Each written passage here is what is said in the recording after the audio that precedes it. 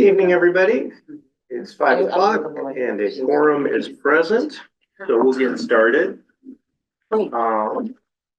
First order of business is to approve tonight's agenda.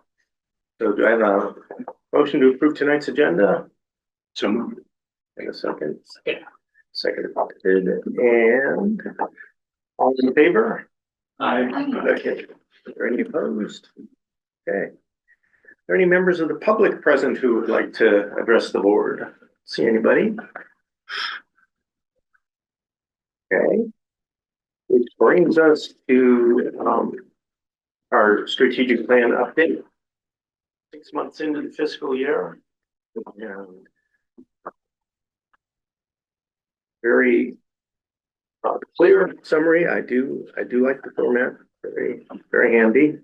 Questions and discussion about the strategic plan update. Ellsworth, anything you want to kick off or even just jump in? Happy to take questions. I feel like every time we do an update on the strategic plan, we go into it feeling like it's a lot to organize and there's a lot to fit in, but then once we start to use the format, it feels a little more manageable.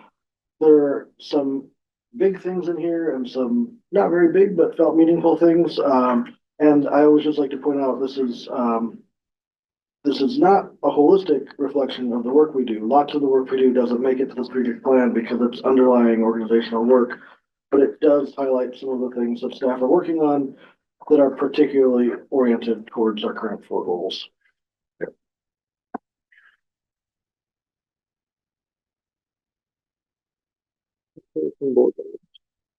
This is a usage question rather than a substantive one.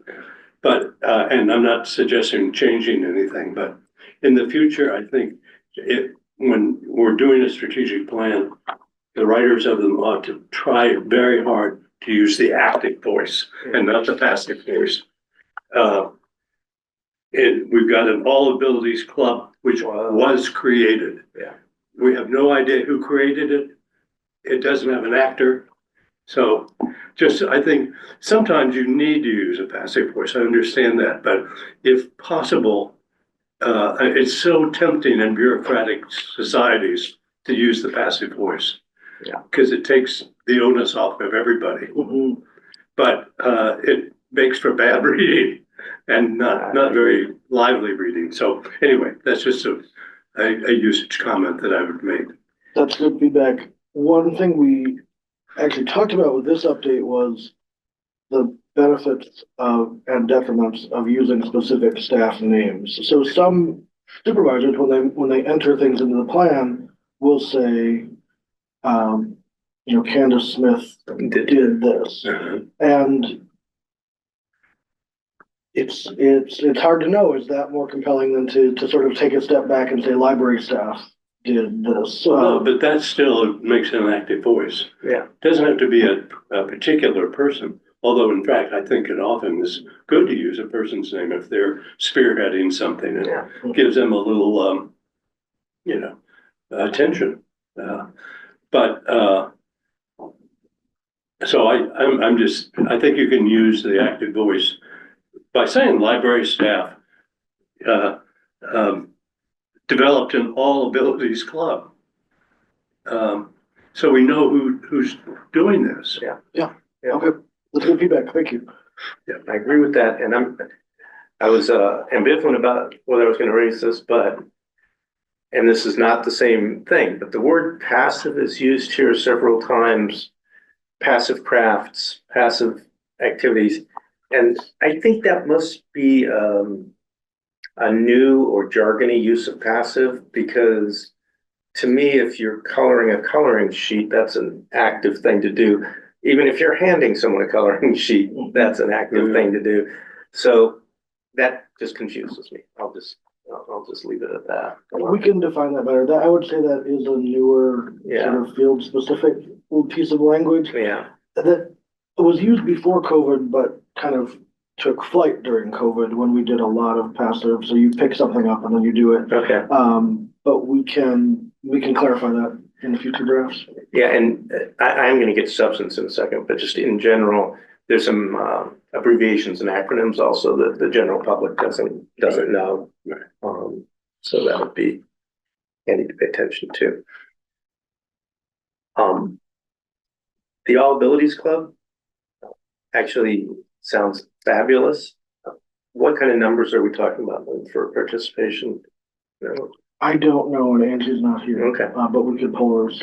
Okay. It's been regular attendance, and I think it really does draw all ages and family units and things like that, but I don't know the numbers offhand. So that's it. The children's department created this, so I mean, instead of, Yeah, it was created, I mean, or a person, you could just, like, Right. the children's department created an Yeah. all abilities club. yeah, because I didn't know who Which, that. I mean, does speak to a younger audience, but, get around your comment there, that passive voice to denote a department that is heading it, maybe. Maybe in between, but it's awesome. Impressed by the connection to the Iowa Writers Workshop, adding those other language titles. Like, what a great opportunity to use what we already have in town. It is incredibly difficult to find Arabic books. I've looked and looked because I have some, Arabic speaking, and it's really hard to find. It's hard to find. They're just not sold in the US. Right. So most of the ones schools have acquired are because somebody went to their home country and brought some back. And so what a great opportunity to partner and also provide a connection and a bigger, broader service. Particularly, that one stuck out to me in particular. Yeah, Ann's department has worked hard on that, and Kate. Another one that I wanted to ask about, just to get some more color on, is the ways in which the analysis of the ebook use data have affected repurchasing policies and workflows. Just a little more color on what that looks like. So we just enacted on January 1st, so I don't have a full, complete understanding. I do know that weekly budget wise, we aren't actually hitting the budgeted mark. Okay. The changes, and before we were just way over budget. So that's helpful, and right now we're just looking at the time save, it's automated, so the time saving that we're having. Oh, okay. Yeah, so I'll have a better report probably in the end of the quarter. Okay, great. Sure.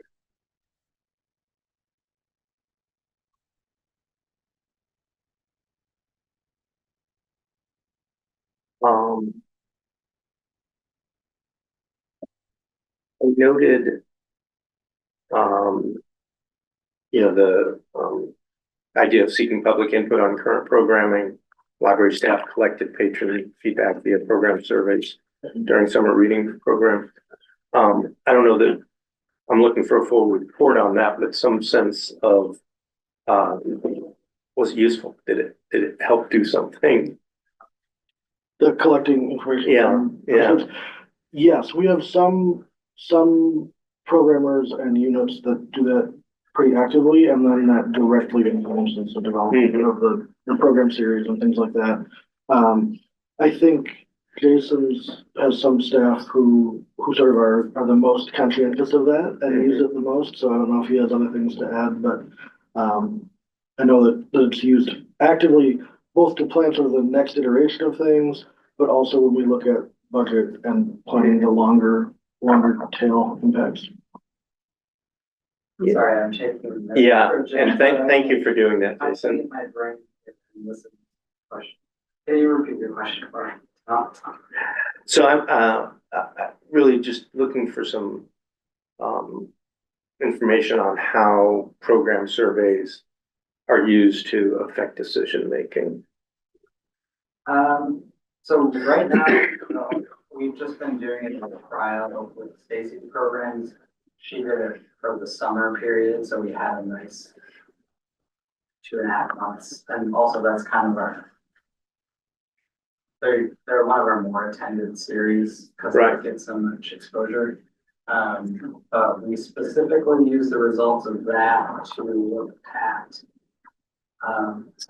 less about like, is this is this a good program to offer? Because most people always give us 5 out of 5. So it's Right. a nice pat on the back, but I've Right, never seen a 3 or a 2. Yeah.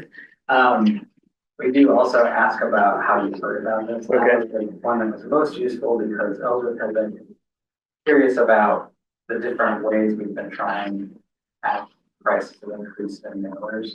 Like how do people find out about these things for summer?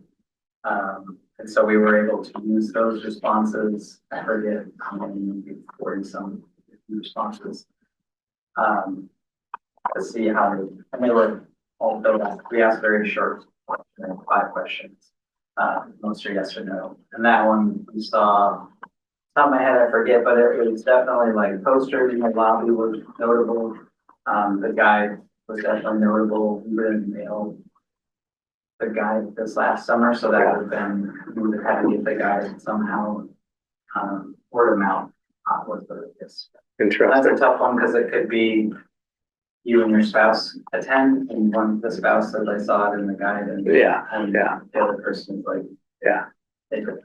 Yeah, it's also a hard one to make happen. Well, But we'll be like tweaking that for future questions too. And it's nice, again, it's the 5 questions, it's a simple survey, so you can do what did you learn? right, right. That's the other thing to answer your question, I guess, would be future events that you're interested in. There's always one that Stacy collects, and so she does use that to generate ideas for future programs. Mhm. Great, thank you. Other questions or comments on the strategic plan update?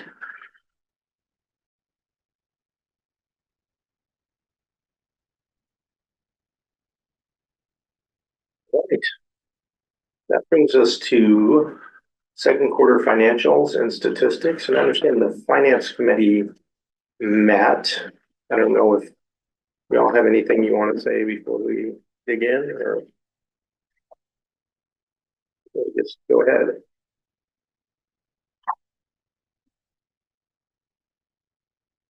So we talked through, these numbers and had some good discussion around the ones that staff had pulled out. And then we found particularly helpful, I think, here the overview of accounts. Yeah. The chart of accounts to see, what, we see the line items in that, but just a little more information on what's included. Yeah, It's incredibly helpful to get this picture. It's obviously a huge organization, so yeah, found that to be particularly helpful. I don't think we had any takeaways other than what's in the report and what we discussed. thank you.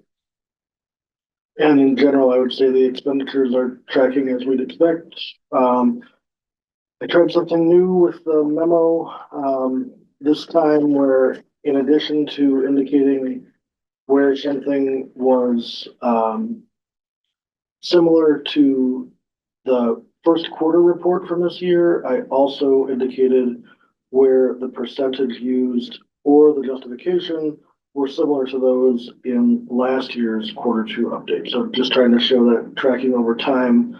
Some of these are just things that we're always going to spend early in the year. Right. So to recognize those patterns, I think is helpful to everybody looking at the document. Right. But happy to answer any specific questions about things on the memo or things in the Munis document that was included if folks have questions. Questions for Ellsworth?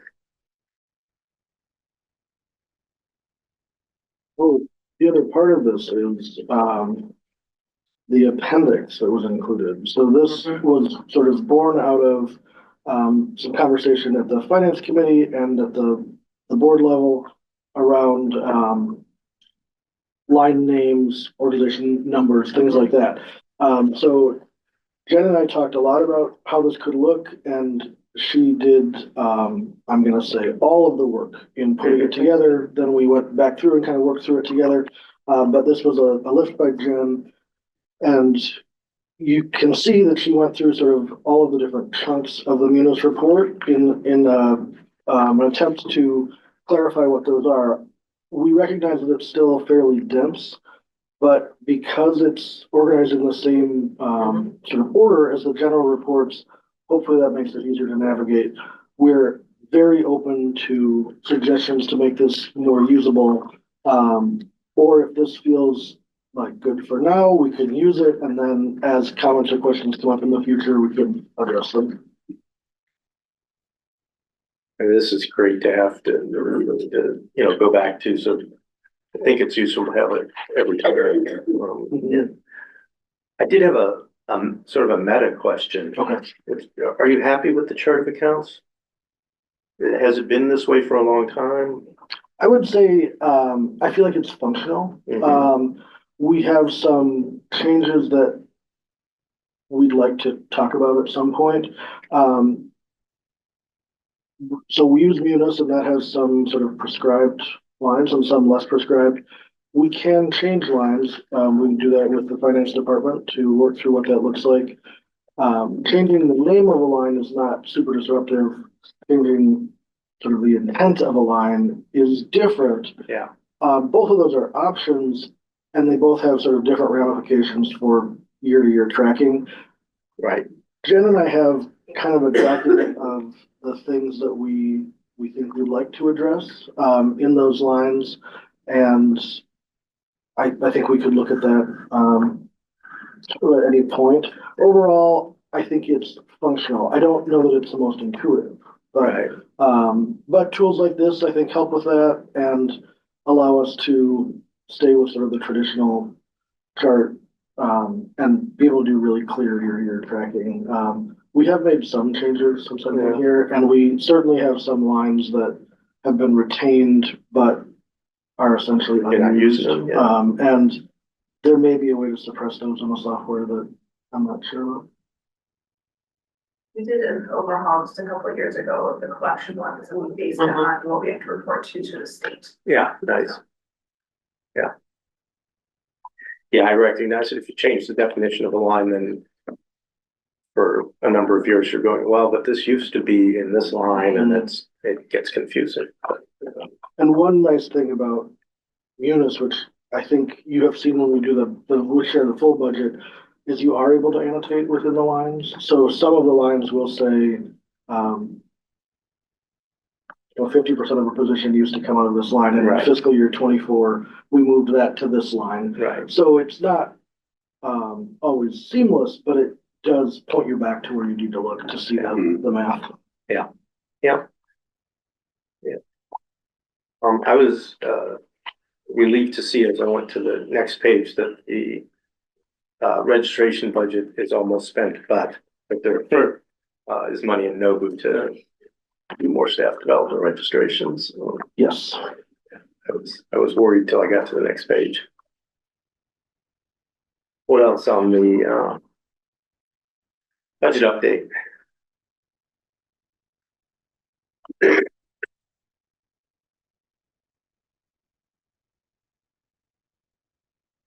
Okay. Well, that brings us to the director's report. You want to add anything? Hopefully. I can add just a brief update about the budget process. In addition to the budget work session, which I described in the report, we've also had the CIP budget session with council. So that's an annual meeting where department heads do a very brief, sort of a 3-minute overview of CIP projects that are coming up. We only have one CIP in the next scheduled period, which is our next year carpet and furnishing CIP. I provided that information to council. I talked about the origin of that project, which goes back to 2017 when Susan Craig wrote the proposal, and talked about how the funding request had evolved over the years. We had submitted this request with a $940,000 estimate. The city has the funding at 805, including 55,000 coming from board controlled funds, which my plan was to put that in the Nobu request for next year. We believe we could make room for that. And that 55,000 from Nobu was part of the plan from the beginning. It is now part of that 805.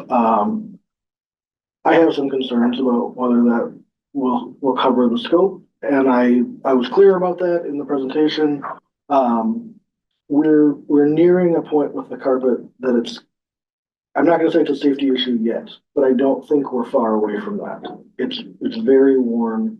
The pattern is optically difficult for people with low vision. And we're just gonna see more significant wear as time goes on. My, one of my big concerns with changing the scope is part of the expense of this project is subcontracting a vendor to come in and move the shelves. That's a difficult and technical piece of the project.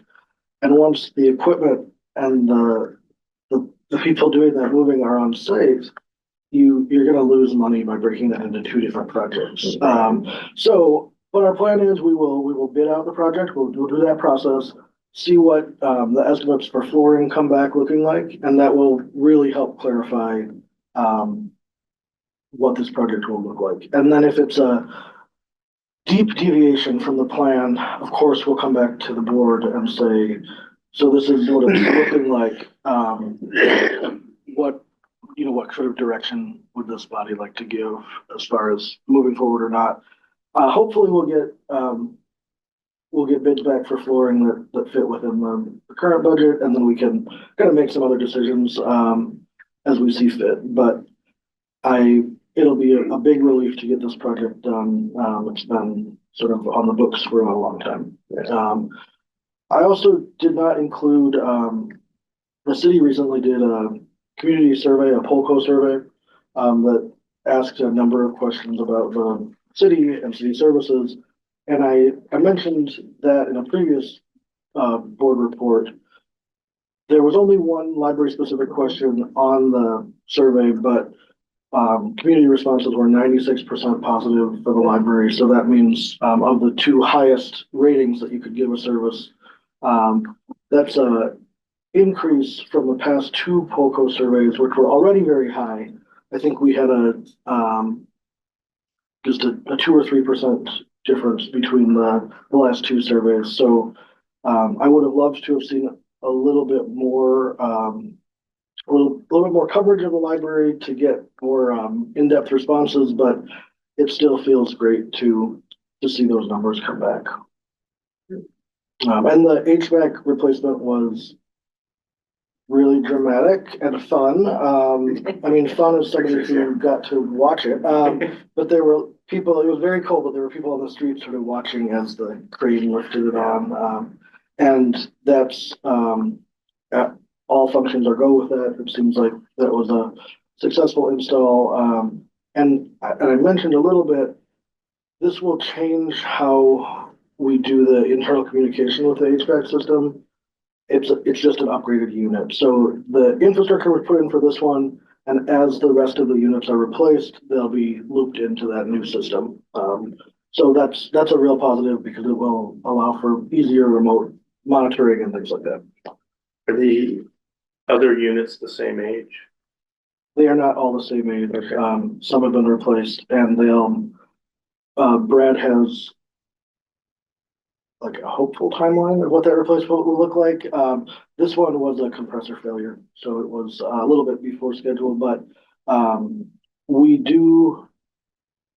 think that at least one of the remaining units will have to be brought in with a helicopter because of Well, we want advance notice for that. mostly just because of the way the streetscape is around the building.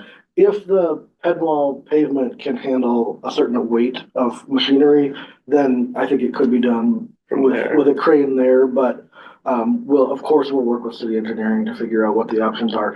Helicopter is a little bit more expensive, but if that's the only way to put it there, that's what we'll do. Can the board ride on the helicopter? We can ask. We can ask.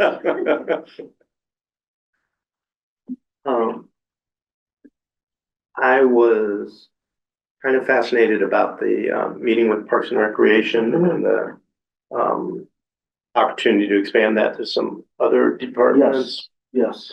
What do you think it might look like when the conversations are further along? I think we have sort of initial hope and then longer term hope. So initially, we'd like to figure out, is there a way to do some joint expectation setting around what service looks like, and how we handle personal belongings and things like that that might be harder to navigate with unhoused patrons. We want to talk about how it would be appropriate to communicate challenges that each unit is having in a way that aligns with all of our privacy standards and general practices and doesn't share unnecessary information. And I think we like the idea of connecting staff who are working with this population so that they can kind of have peer support and learn from each other.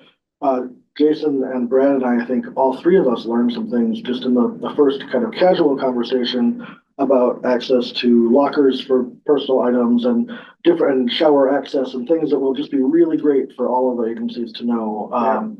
I'd love to see shared staff training as we get a little bit closer to figuring out who needs to be in this group. But it was really great to come together and talk about it.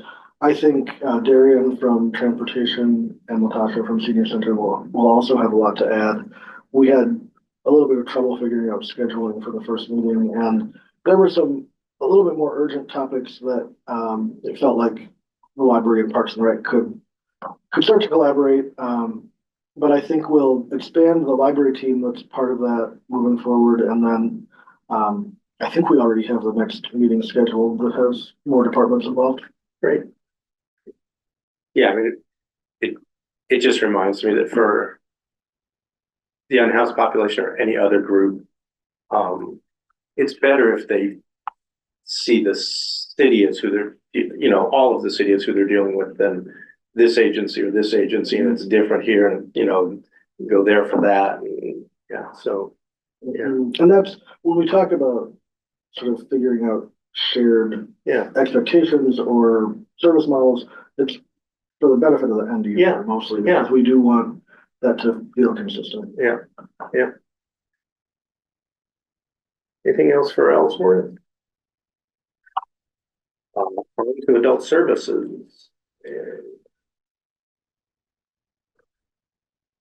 you want to add anything, Jason, while you simultaneously take notes on what you're adding. All right. We're in the thick of wintering together. Talk about it. It's been going well. Some people have been attending things, and then Stacy's always good about redirecting all the journals. So there's been kind of residual. I saw you at the last event, so some people from the book club event were at the cozy reading. So good to do it as a series to try to capture.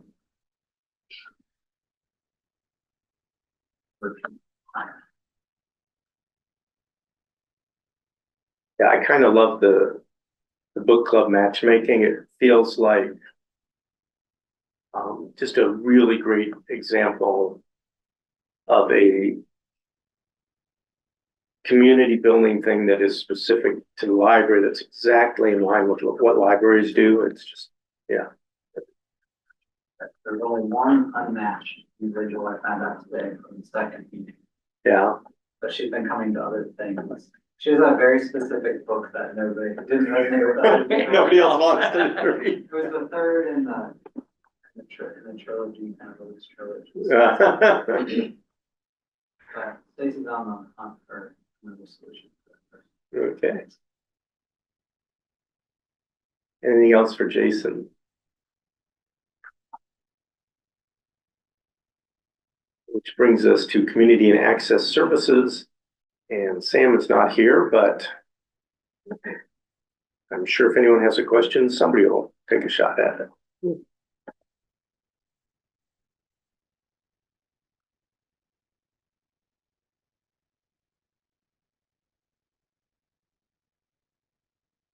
Will comment that I appreciate both the community outreach I wish they had not chosen that name, because you say community, people think you're talking about the broad community, but anyway. And I appreciate the data visualization. That's pretty handy.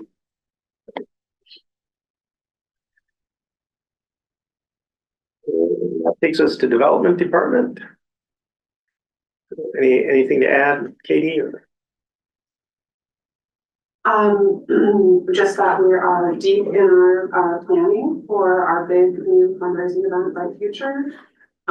We have not really pushed the ticket sales side of things yet. That's still upcoming. So we sold a whopping 4 tickets, but I do expect those numbers to improve. We're working through sponsorship and marketing, and hope that you can all attend the event and encourage others to come. And anyone watching this meeting, please go to supporticpl.org/bright-future. And yeah, it's really shaping up to be a neat event. It'll really showcase the library, its impact, its value, and it'll be fun. That's great. Yeah. Oh, and as of 20 minutes before this meeting, our fundraising ends this month for the year end. We hit $100,000 of our $88,000 goal. So we're pretty happy about that. Great. Very appreciative to our community for support. All right.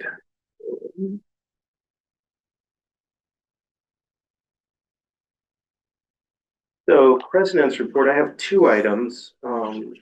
One is, and it's a little early, but it occurs to me that there are 3 of us leaving the board this year. So that'll be a turnover and, new board members in July. So if you know people who would be good board members, now is a good time to start talking to them about the joys of serving on this board and recruiting some good folks. I think, as a matter of fact, they can apply now. I think your application stays active for a year, as I remember. So they could put their application in now, even though it'll be a few months before council looks at it. But think about your friends and colleagues and who might be a good member, and see if you can recruit them. Still sex designated. Is that gone now? I believe that's gone, isn't it? That's gone. Yeah. So, yeah. Yeah. My other, I'll pass this around just because let me go both ways, sorry. Because it might come in handy. Some of you may have read about a lawsuit that was brought in Cedar Rapids challenging the Cedar Rapids Council, right, for going into closed session to perform evaluations. And that court, has been to the appeals court twice now, actually. The appeals court ruling basically says that we cannot go into executive session to do evaluations for Ellsworth unless we actually have a finding that the process would cause needless and irreparable injury to Ellsworth's reputation. We and everybody else in the state have always interpreted that to mean if there's a risk that it will cause irreparable harm to the injury or to the reputation of the person being evaluated. But the court has held that it has to be actually the case that it will harm them. And what that means on a very concrete level is that the city attorney will no longer advise us that we can go into closed session, which will mean that if we go into closed session, are sued, and are found to have gone into closed session illegally, we will each be subject to a fine between $100 and $500. So I, for one, don't really want to do that. Also, I want to follow the law. So what that means is that we're going to have to develop a new evaluation process. And Ellsworth and I met with the city attorney, and I've had some emails with the city attorney. And he's got a recommendation, which what I'd like to do is sort of give you a rough description of that. Come back next month with a proposed evaluation process for board approval, and then complete the evaluation slightly delayed after we've approved a new procedure. So the procedure that Eric suggested, or that he and I discussed, some was his and some was mine, I suppose, would look like ours up through the point where the committee, although he would prefer that we just call that a work group or a task force or a few volunteers. So the committee gathers the information that they gather now from coordinators and board members and from Ellsworth, compiles it, produces a synthesis of it. But then instead of the board taking that in closed session and essentially approving it, it would go to the board president, who would perform the evaluation, meaning sit down with Ellsworth and go over it and say, this is the evaluation that's going into the file. I think we'd want to say that the board president would could just use the report of that work group or could amend it. And so that the board president is in fact doing the evaluation, sort of an executive function. This is roughly what Eric is going to recommend to the city council. City council has 3 people that they have to evaluate: the city clerk, city manager, and the city attorney. And what he's going to recommend to the airport commission, which is like us, they govern like we do. So there'll be 5 people in the city that will be getting that style of evaluation. So I don't know if there are any questions about that. There is, I should, 1 second, I should mention, Cedar Rapids will appeal this to the Supreme Court. So there is a chance that it will change, but not likely in time for us to do this year's evaluation. Yeah, so Robin. So how will the board know, since we have the responsibility to evaluate, how would you know what the evaluation is? Great question. Thank you for reminding me. I asked Eric if it could be distributed confidentially to the board, so the board would know what it was. And he said yes, because at that point it would be a personnel document. It wouldn't be an open meetings question. It would be an open records question. And his advice is that that report would then be, or that evaluation would then be confidential. So board members would know what it was. They just wouldn't have been able, unless they were in the work group, to say, I want it to be something different. That's what we lose. Will the employee also be able to include a statement in it? Because this is giving one person a lot of authority over an evaluation that the rest really gets no input, because you do have a working group. However, you've just said the board chair would not have to follow the working group's recommendations. Yeah. So the working group has almost no function, because the chair is going to completely do a 1-person evaluation of the employee. In principle, that's right. And I think, do they have a chance to put a statement into the evaluation? well, I think that's a great question. I think we probably should, I will ask Eric if we can just write that into the procedure. Yeah. Can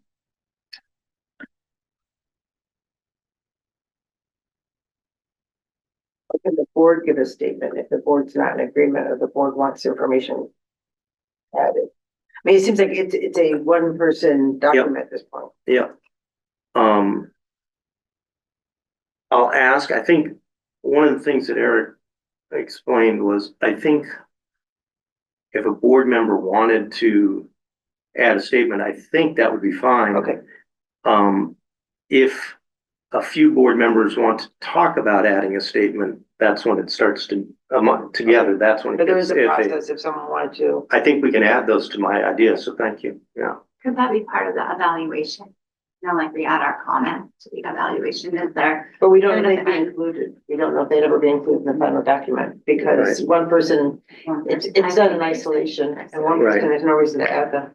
But I think that's a really interesting idea. So you get the evaluation, and then as an individual board member, you say, I would like to add a statement to the file. I think that would probably be perfectly legal and potentially helpful. But let me check with Eric. What's the open record though? The result of the evaluation or the result of the meeting between the two? So there is no open record. Neither. There's no feedback loop on this. It's completely Okay. closed. Yeah. How are our bylaws written on that? They're silent. Just says the board shall. Actually, just that the board is responsible for employing and evaluation is under the I was gonna employment. say that would require some change. That's what I thought. Again, we'll check with Liz, Because the board's no longer involved in the evaluation, only a representative of the board is. yeah, Right. that's a great question.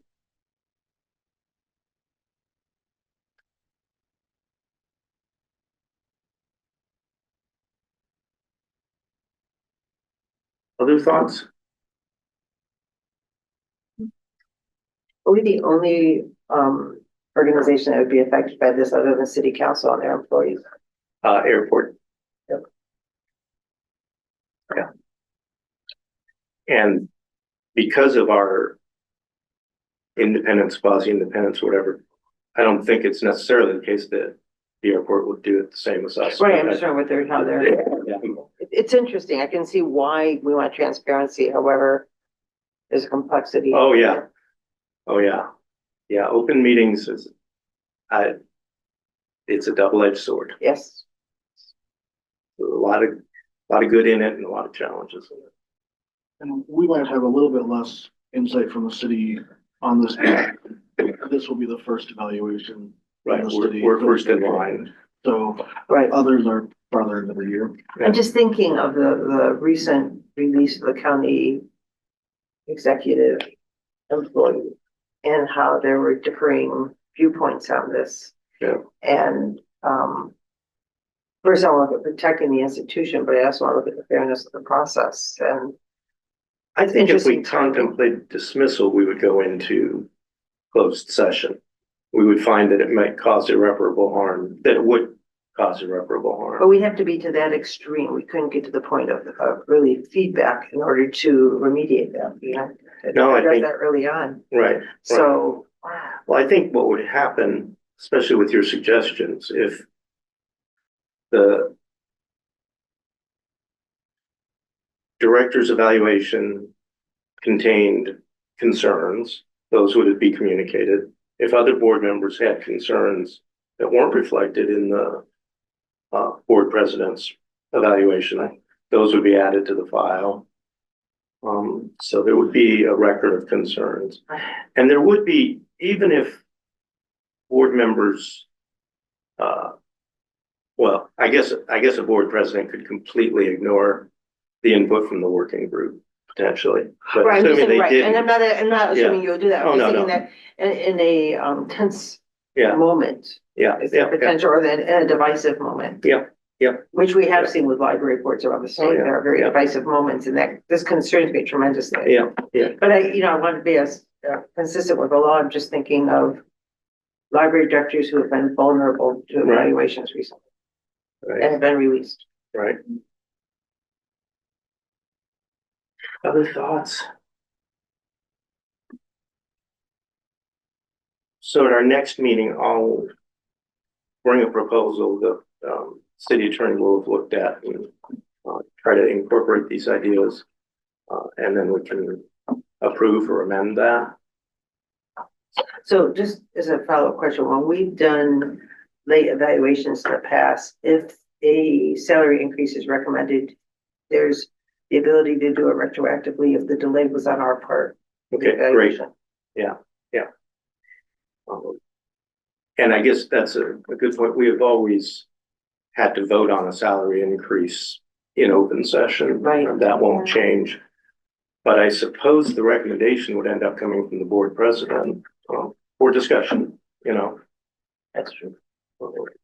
So, Just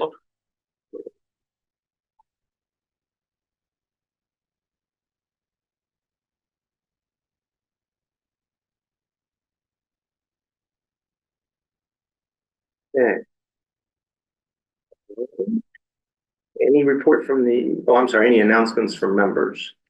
Do you want to share a story with the library? I had a meeting before this meeting with my coordinator, and last fall, we were approached, the school district was approached by a parent who was noticing that there was a serious lack of Palestinian American and Arab American and Arabic stories in our school collection. And she used the public library as a resource over winter break and did extensive reviews. And the Iowa City Public Library always had it. If there was a review out there of a 5-star reviewed Palestinian story, Arab American story, Arabic Muslim story, and there was a highly reviewed Iowa City Public Library had it. And she just wanted to say that she's just astoundingly grateful and impressed by the work you do, that everything current, even like there was material that was still on order and she had it within 3 days of placing holds on it because she was waiting for it. So your timeliness and your currency, and just impressed by your inclusiveness of marginalized groups. And we are using you as a resource, and she created an extensive bibliography, which we will be working to add to Iowa City schools. Better representation. So that's, I'm passing that on from Lisa Petrie, library coordinator for Iowa City School District, wanted me to thank you. And it was all ages. I mean, it was K through, or, you know, like pre-K through adult too. So it was not just like niche age groups that she was looking at. So thank you for the work you do from Iowa City Library and Iowa City School District librarians. It's great. Any other announcements from members? Committees or. We're moving on to committees. Maybe starting with the advocacy committee. The advocacy committee was dependent on the ILA's Government Affairs Committee, and they have not included the trustees boards Okay. this year. So I don't have any update coming from ILA on this. Okay. I do know that their meeting in Des Moines, where you meet your legislators, is in February. Okay. Again, however, we've been given no information to share. Okay. Probably just sessions only. Oh, usually, You know, like- the meetings usually start in September. The Okay. meetings for the Okay. ILA, September, October, I think the legislative day is the 4th. February. February That's on 4th, there. I think is correct. So I don't have information, I maybe. think that might be the I don't- same day as I- you know, council. just That's been our. following current legislation, but it's until it gets to that final week that Yeah. that's when it really, you know, like, I don't know, advocacy committee kind of like on, on task mostly. Okay. Anything from the finance committee? We heard it a little earlier. Actually, it's kind of BNC, Finance and Foundation. Okay. So the Friends Foundation, Finance Committee would like to have, and I think it's a great idea, have a, joint meeting between their finance committee or the Friends Foundation Finance Committee and the public libraries, the Board of Trustees Finance Committee. That'd be a good idea. Seems like it. Yeah, that'd be great. We should probably nail down a date amongst ourselves Yeah. and, in coordination with Katie, make that happen. Yeah, that sounds super productive. Yeah. All right. Communications were included. Any questions or comments about the news articles that were included in the packet? My only question was, it wasn't in the packet, but was in the media about the emergency that occurred a week ago. Is there anything else that we need to know about? I'm not sure what all was covered in the media, but there's no real follow-up. So just as a reminder of the event, Tom and I were actually in a meeting in the boardroom when it happened. Someone committed a crime off-site. They robbed a bank with a gun, and then police identified that they were at the library after the crime had occurred. So police responded, unsure at that point if the suspect still had the weapon with them. So it was a very dramatic entry to the building, lots of officers, weapons were out. They were able to apprehend the suspect sort of without issue on the side. It was kind of loud and very disruptive, but there was no conflict at that point. That led then to a period of time when there was uncertainty around, again, was the weapon in the building? Whether it was on the person, could it be in the building?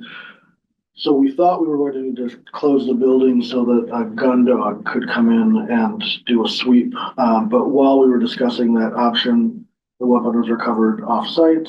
And at that point, police presence sort of disbanded and operation went back to normal. Because police weren't sure if there was an armed person in the building who had just committed a crime, they did evacuate most of the first floor. When they came in, that was pretty quickly sort of reconciled, putting the pieces together, and we kind of got everybody back. The disruption to patrons on the second floor, despite that being where the arrest happened, was a little bit less. Most people just kind of continued doing what they were doing. And then we moved forward. So there hasn't really been any new information. A recommendation, anything we can do practices wise? No, we do kind of have a list of questions to send to the police, which we often do after an event like this. But we'll talk about it next Monday at the leadership team meeting and then be able to communicate that. I would say that the officers in leadership roles on that day were very responsive, very open about what was going on and what the impacts they thought were going to have. That's one of the things I appreciate whenever there's conversation about bringing in, especially a dog or something like that, that will be visibly disruptive to the environment, that there's a lot of good communication around their recommendation, whether to close or to stay open or to move staff away. And so the communication felt good, and we'll follow up with our questions. But overall, I feel like it was handled as smoothly as possible. I was surprised I didn't get any patron inquiries after the fact. Often when there's something like that, there's a lot of community questions, Right. and it might have been because it was in the media. So people who were curious could probably access it fairly quickly, but staff did a phenomenal job of sort of staying calm and focused on so what's the immediate next step? There's, I would say often, maybe always with that kind of event, it's really hard to do in the moment communication because there's usually decisions that you're making on the fly. And so I think that can lead to staff feeling frustrated that, there was something going on in the building and maybe they heard it was an active shooter, or a friend texted them and said, I just got evacuated from the library. But we work hard to sort of use the tools we have. And on that day, there were quite a few members of the leadership team here. So we were able to sort of huddle and disperse and come back together to share that communication. And then as soon as practical, we do all staff messaging through Teams and email and things like that. I'll just comment that we were meeting, Brad walked in and said, police in the building, there's been mention of a gun, and also said, stood up and calmly walked to the door. And by the time I got out the door, everything looked like it was under control. The staff were just calmly doing what they needed to do. So it was really quite impressive. I think that brings us to the consent agenda, which includes approval of the minutes and approval of the disbursements. I have a motion to approve the consent agenda. I'll be a second. And Claire will second. All in favor, please say aye. Aye. Any opposed, please say nay. And we have our agenda order for the February meeting, which, what are we doing in February? We're going to postpone the director's evaluation. I'm going to appoint a nominating committee. Set the calendar for the next fiscal year, and we get the indicated department reports.